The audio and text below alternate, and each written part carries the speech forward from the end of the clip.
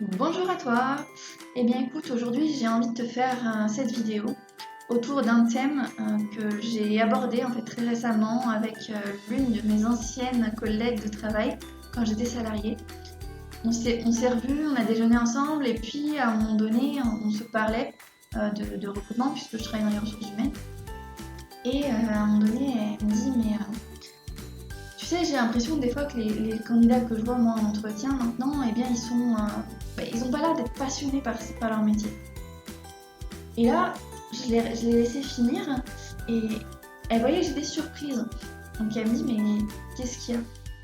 Et je lui dis bah écoute, est-ce que tu penses, selon toi, que c'est bloquant d'avoir quelqu'un qui n'est pas passionné par son métier, mais qui peut être intéressé simplement par découvrir des nouvelles choses, monter en compétences?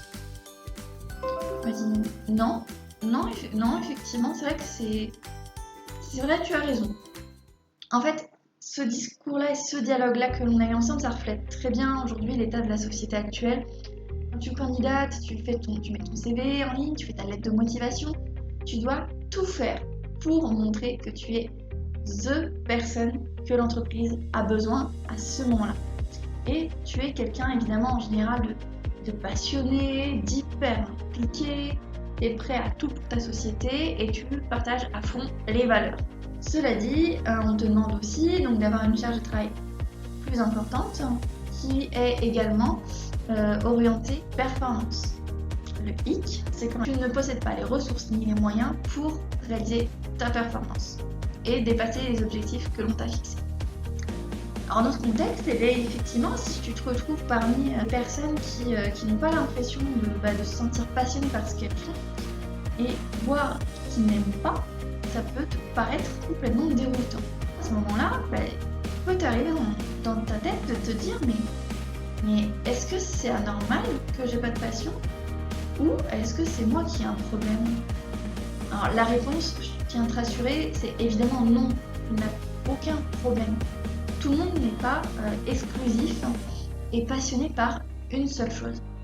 Et ça, c'est quelque chose qui a été d'ailleurs déployé par Eric Benego, qui est un psychanalyste spécialisé en thérapie existentielle créative et qui nous stipulait que justement, il y a peu de personnes dans le monde qui ne s'intéressent à rien, sauf celles qui sont dépressives, et qu'en revanche, il y a une infinité de gens qui n'ont pas forcément envie d'approfondir des sujets ou des activités, soit parce que c'est ton caractère, tu as envie de t'intéresser à plein de choses, à t'ouvrir au monde, avoir une grosse ouverture d'esprit, soit parce que tu n'as pas envie de couper avec justement une diversité de possibilités, donc en multipliant les opportunités en montant en compétence sur plusieurs sujets.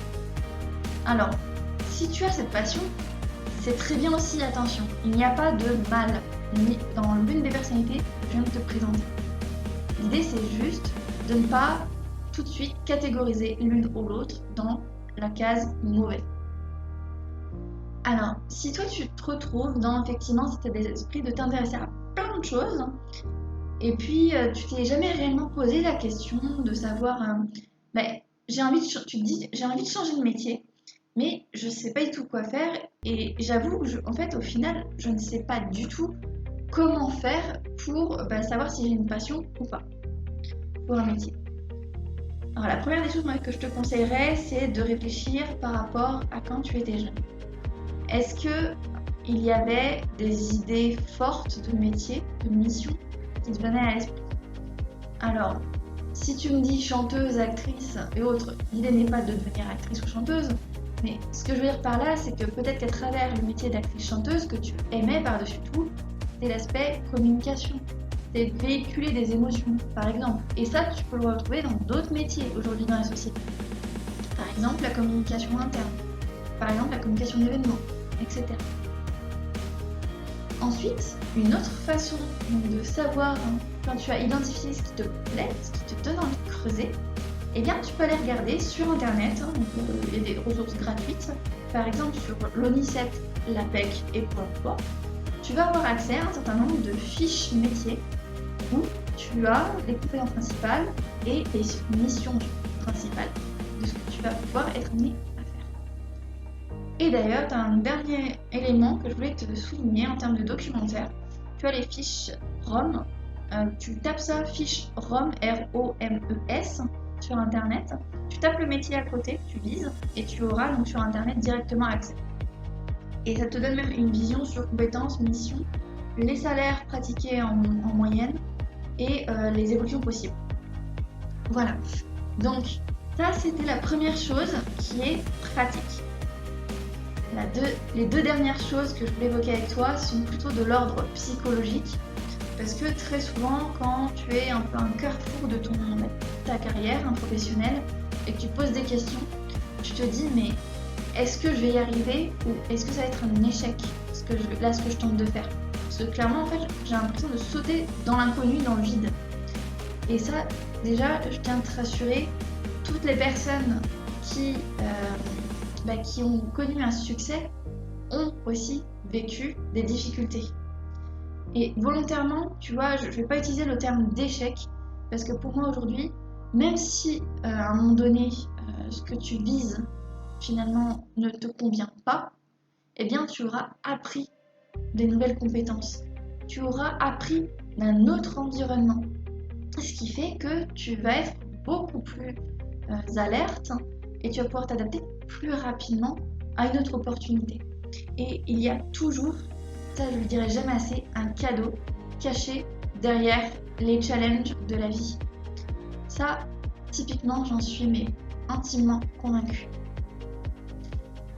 Ensuite, une autre chose que j'aimerais te passer à travers cette vidéo, si toi aussi tu as envie de te reconvertir, de changer de métier, tu n'es pas forcément passionné, et ben tu te dis souvent, à mon avis, je dis ça parce que c'est vrai que j'ai eu pas mal de gens avec qui j'ai échangé qui étaient de type empathique, qui veulent faire plaisir aux autres et du coup qui se sous-estiment énormément. Et ils ont tendance à dire quand on est en mode de changement, on est finalement dans un contexte d'inconfort, puisque de base on doute de sa passion ou pas, ensuite de ses capacités ou pas à réaliser sa reconversion. On se dit, alors tu sais, c'est souvent la petite voix, donc c'est ce que moi j'appelle l'ego, qui en fait va venir t'embêter dans ta tête et te dire ces petites phrases du style je suis trop jeune ou trop âgée pour changer de métier maintenant, pour me reconvertir, ou je ne trouverai plus d'autre travail aussi facilement puisque maintenant ça fait des années que je suis dans ma société actuelle, ou je ne suis plus capable de passer un entretien et de savoir mettre en valeur mes compétences, ou je n'ai pas les compétences, 100% des compétences pour ce métier, donc ça ne sert à rien, je ne serai pas prise. Ou je vais me ridiculiser si jamais je me trompe de voie. Et ça, c'est vraiment un message qui est fort. Et pourquoi en fait tu as peur d'être ridicule? Parce que tu peux te dire aussi, et si ça ne me passionne pas, si ça ne m'intéresse pas? Et donc là, ça colle vraiment à notre thème de départ. Donc, ce que j'aimerais te dire, si tu fais partie de ces personnes-là qui hésitent, qui ont peur, eh bien écoute, c'est très bien d'avoir peur, mais à un moment donné, les peurs, sache que si tu en as, c'est que tu vas être amené à travailler sur tes besoins aujourd'hui et travailler sur qui tu es. Parce que le jour où justement, grâce à toutes ces informations sur Google, sur l'ONICEP, sur l'APEC, sur Pôle emploi, etc., tu auras peut-être des témoignages aussi de personnes qui travaillent dans le métier. Ça peut aussi beaucoup te servir. Et bien que tu verras finalement que le métier te plaît et que c'est en lien avec ce que tu veux et qui tu es, je t'assure, l'autoroute, elle va se dessiner toute seule. C'est vraiment, c'est pas magique, mais c'est vrai que tu as une sorte de déclic. Et à un moment donné, tu vas passer d'un état où tu as des doutes, et quand tu recolles tout ensemble, c'est vraiment le soulagement, c'est la sensation en fait de facilité et de dire je risque rien et on y va à fond.